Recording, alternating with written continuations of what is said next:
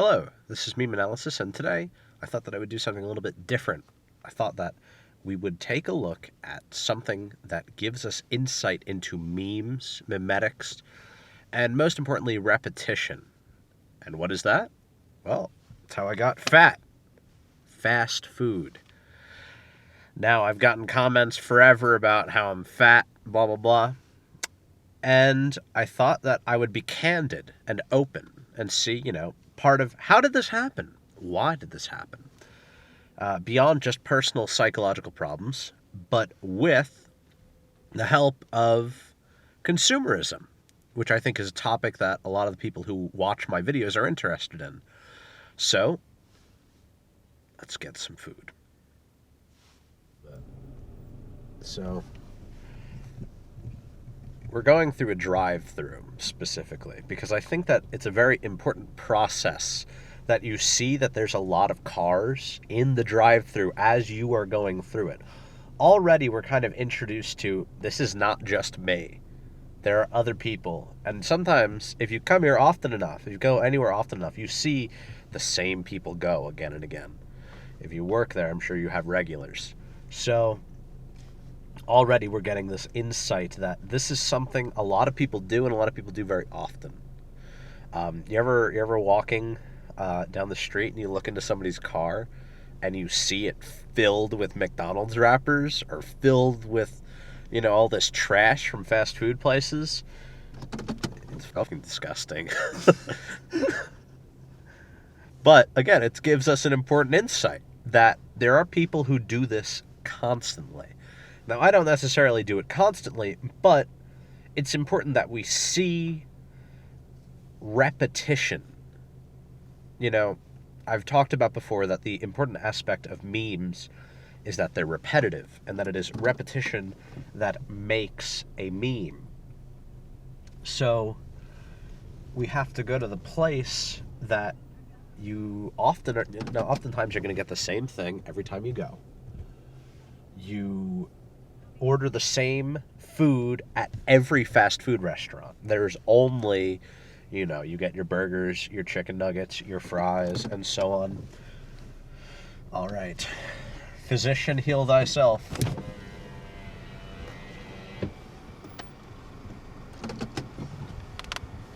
I'll be right with you. All right.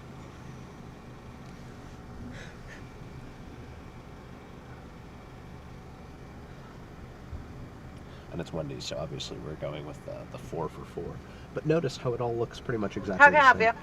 Hi, could I have a 4 for 4 with a plain double stack and a root beer? Sauce? I'm fine. I'm sorry? I'm fine. That's all. Okay, $4.73. Thank you.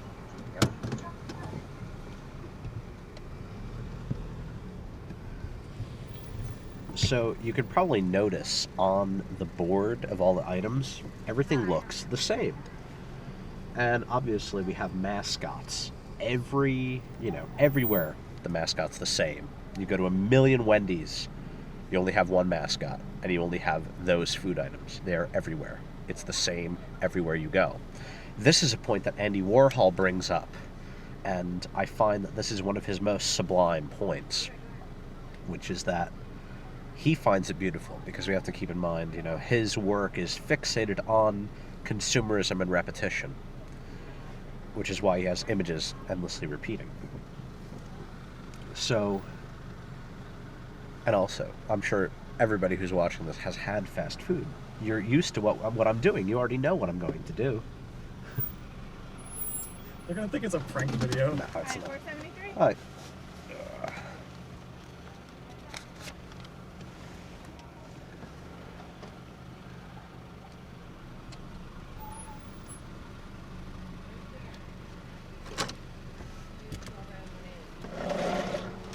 Thank you.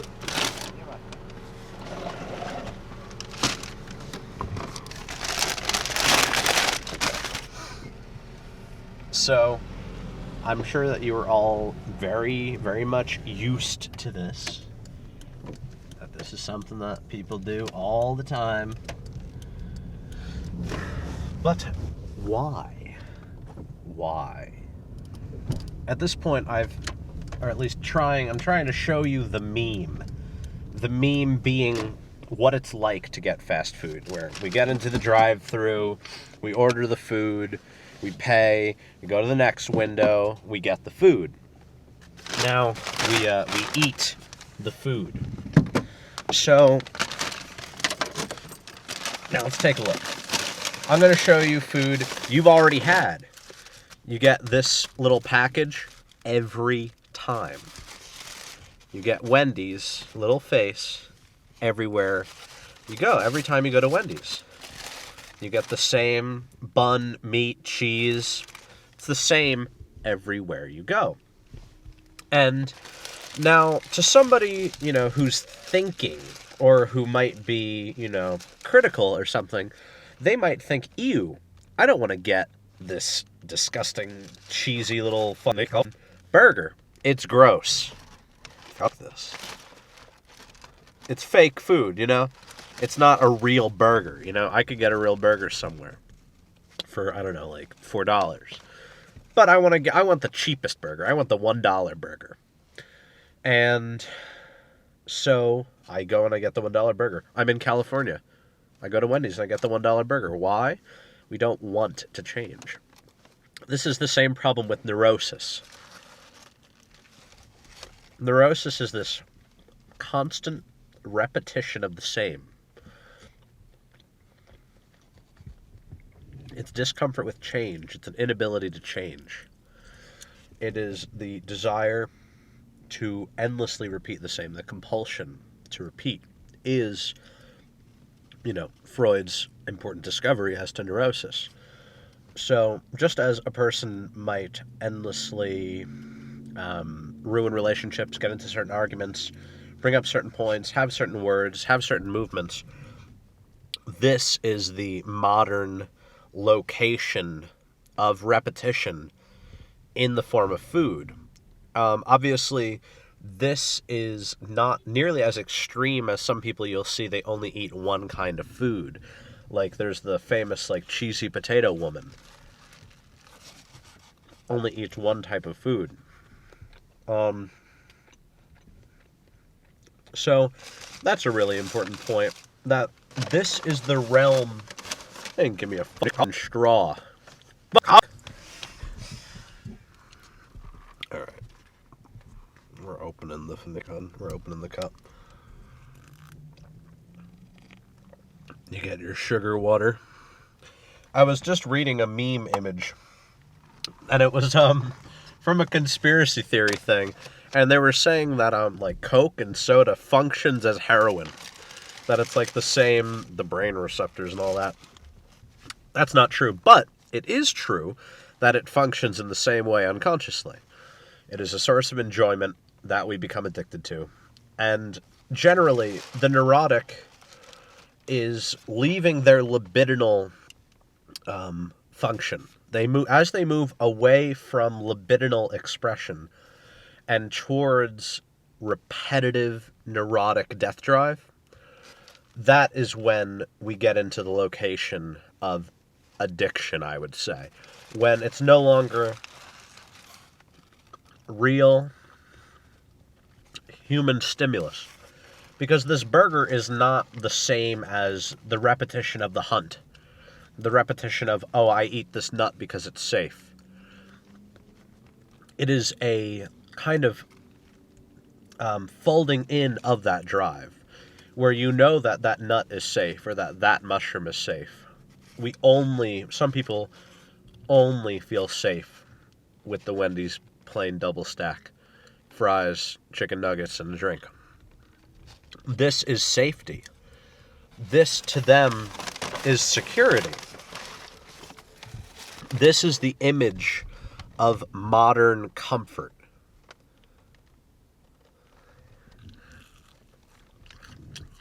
I don't know about you, but I'm not feeling very comfortable. I've got all this body fat on me because of childhood trauma. I used to be bone thin. I used to have like my rib cage showing and everything. I was very, very thin. Then, after a particularly traumatic event involving my family, I started being fed a lot because I lost 10 pounds in a week due to a kind of severe panic attack. I lost 10 pounds. I would not eat. And then they started feeding me way too much. And this is not blaming them, because I am the one who continued it. And there were times when I was thinner. Purely just, automatically it's what I would do. But I had this self-image of being fat. Because, again, we have to realize, like, fat itself plays a psychological role. Fat rolls. They keep you safe. It's protective. And, the word baby fat. All fat is baby fat. It's an infantilization of self. We're able to protect ourselves narcissistically from the wounds of the world. So, this is why, like, I'm not offended by the comments that are like, oh, you're fat, because I am. I know that I'm fat. But, just yesterday I was working out at the gym, lifting weights, and I'm going to get healthy. I am on the path towards health. In fact, this video, I know. I'm on the path towards health. But no, legitimately, this is a act of self-healing. This video. I'm trying to share with you all what it means to eat like shit. What it means to eat food that's bad for you. Why we do it. Comfortable repetition of the same. Andy Warhol, when he said that he found McDonald's beautiful, because he could go to Beijing, London, New York City, and get the same exact food everywhere, he's hinting at what we all feel intrinsically. A comfort in repetition. That behavior that's repeated is the most comfortable. Habits and so on. And the danger is really just making your entire life a series of unconscious repetitions. Without reflecting, without thinking. This is a way that I can think about what I do unconsciously. I eat a lot unconsciously because I still have problems. I'm in analysis and working on it. Like, for example, I was able to stop biting my nails after 15 years, which is, and then we're also getting at the important point for a lot of people who eat too much is that it's an oral fixation. They're fixated on the sensation of, what's it called? Food in their mouths. Then we get another thing that's identical everywhere you go. You get fries, which are in themselves identical to one another. They all look the same, just like chicken nuggets. They all look the same.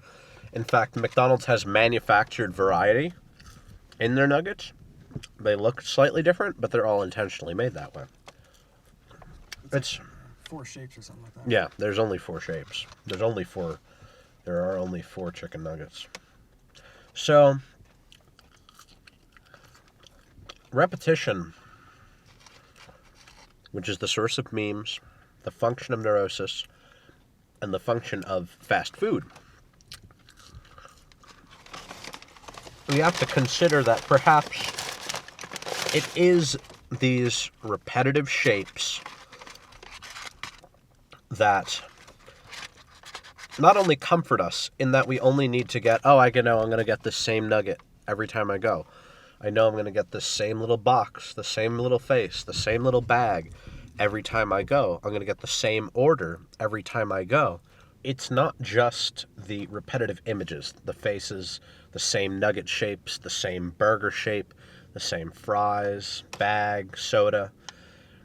It's that repetition, the repetition of seeing people drive through, tons of people at this place. That is what becomes internalized. I too will repeat this. I will repeat this. I will get nuggets every Wednesday. I will get a burger every 2 days or something. It is that danger.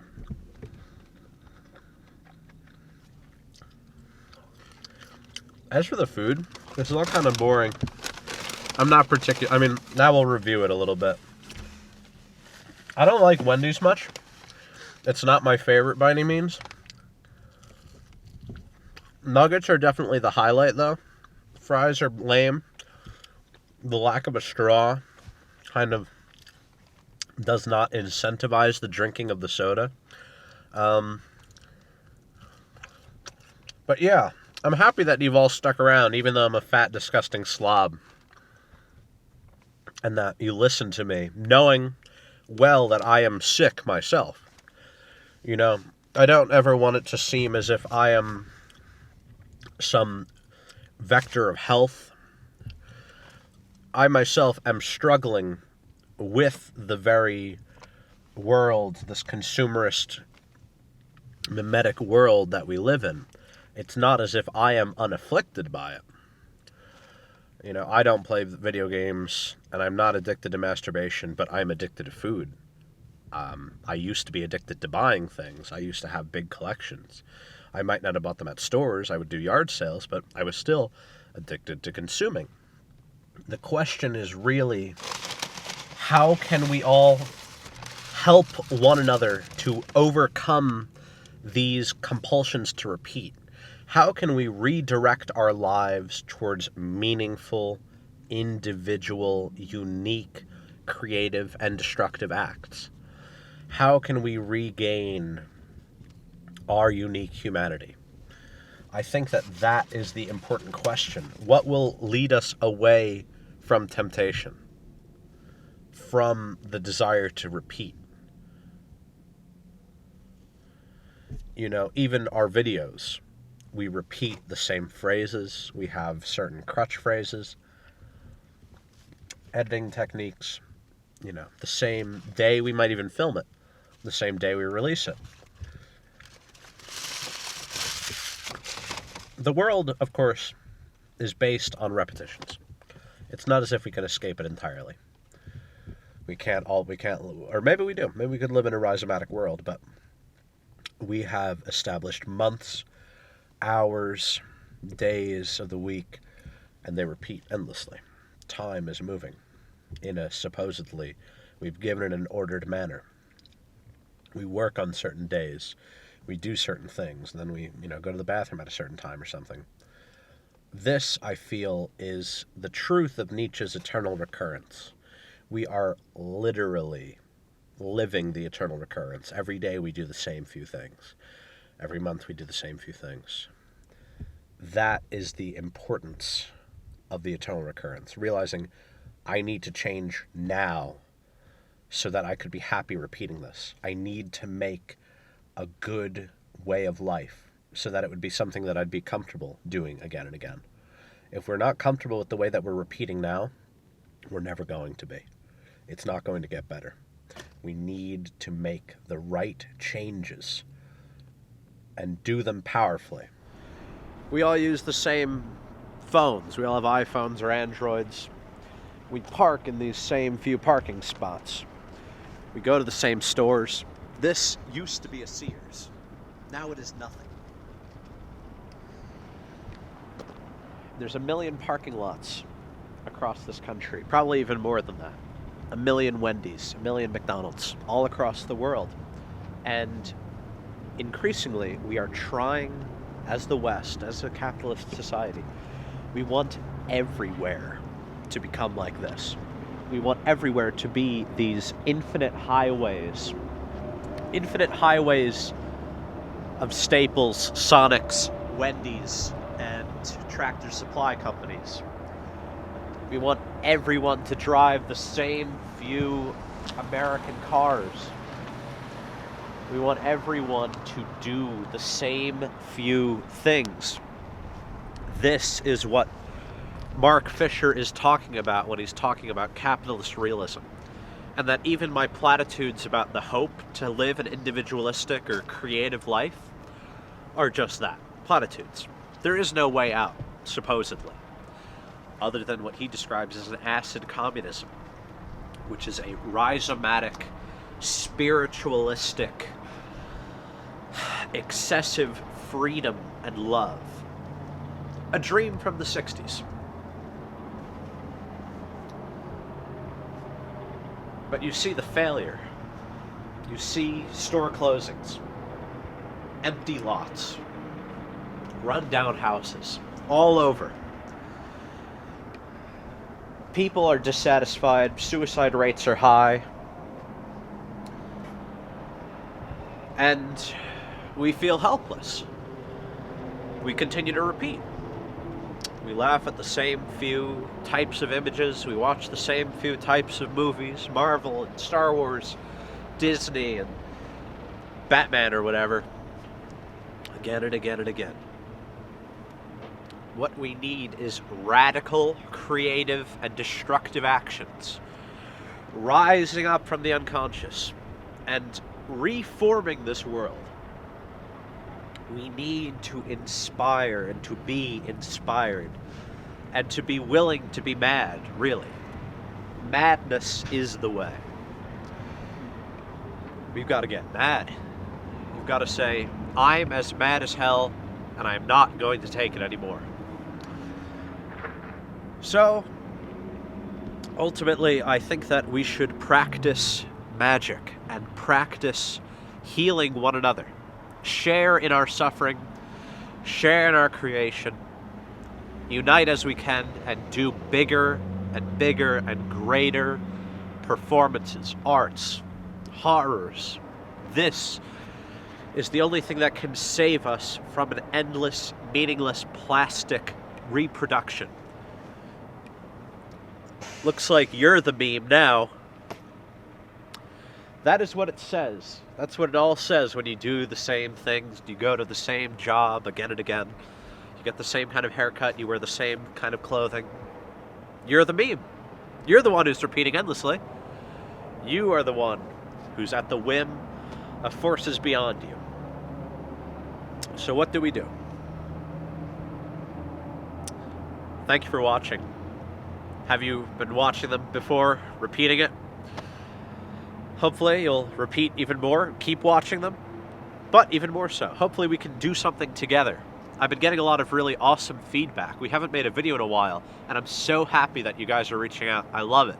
I love talking to everybody and making new projects. Let's keep making things happen. Let's make more and better. I'm going a little bit off the deep end right now, but, you know, it was a sensitive topic. I wanted to share with you something sensitive about me, about my problems, and hopefully help you all understand a bit of maybe why you got fat, why you eat too much, or why you have these repeated problems, things you buy endlessly. Anyway, really happy that you watched. Thanks for sticking around, and as always, remember, memes matter.